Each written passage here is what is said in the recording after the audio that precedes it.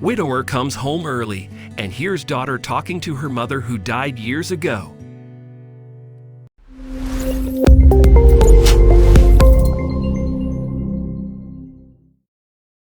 But before we start, please take a moment to give this video a like, subscribe to Happy World, and hit the bell so you'll never miss these great stories.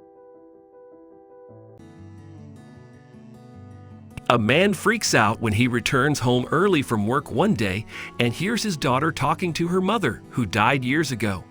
It sends a shiver down his spine until his daughter reveals something surprising.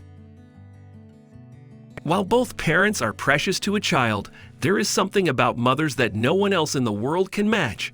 Sometimes, just sometimes, a dad's love is not enough, and the child longs for their mother's presence. Sadly, that is what happened to 11-year-old Kathy Brown. Kathy's mom, Sandra, died of cancer 5 years ago when Kathy was a little girl of 6. After that, her father, Robert, raised her on his own and closed his heart to love. Kathy was his everything, and he'd do anything for her. But there were some things Kathy only wanted to share with Sandra. Things like how she liked a guy at school, the outfit she wanted to wear on her next birthday, and how she wanted to try the different hairstyles her classmates' moms did for their daughters. "Do you mind if I ask who you were chatting with when I got home this afternoon? I felt like it was Mommy's voice." "If you were here, Mom, I would never leave you alone. I wouldn't go to school and I'd spend time with you," Kathy told Sandra every day before school, glancing at her photo. Robert had watched her do it several times and felt awful for his daughter. But what could he possibly do? Kathy wasn't ready to talk to him about anything, and taking her to a therapist had been pointless.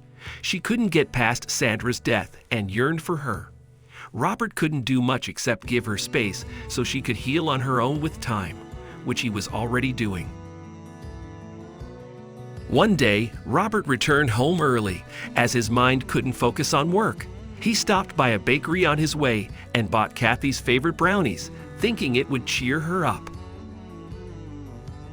He didn't tell Kathy he'd be home early and decided to surprise her. She was an intelligent girl and knew how to manage things on her own, so she stayed home alone after school until he returned.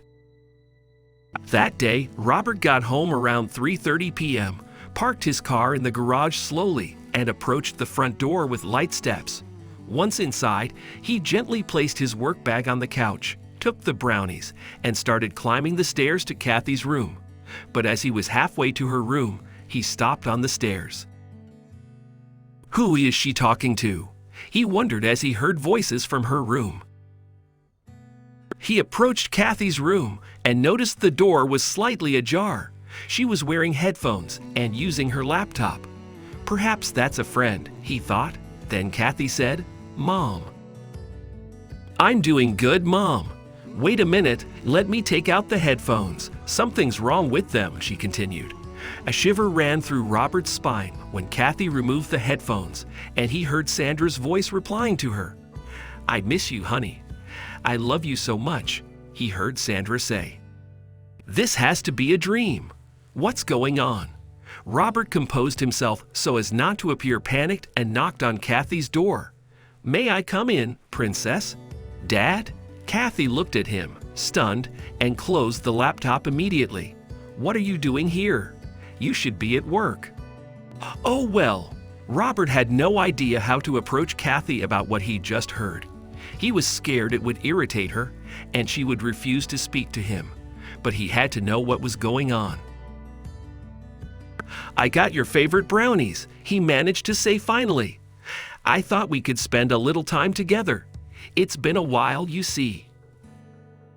"I'm busy right now, Dad. Can we talk later?" "Oh yeah, sure, why not?"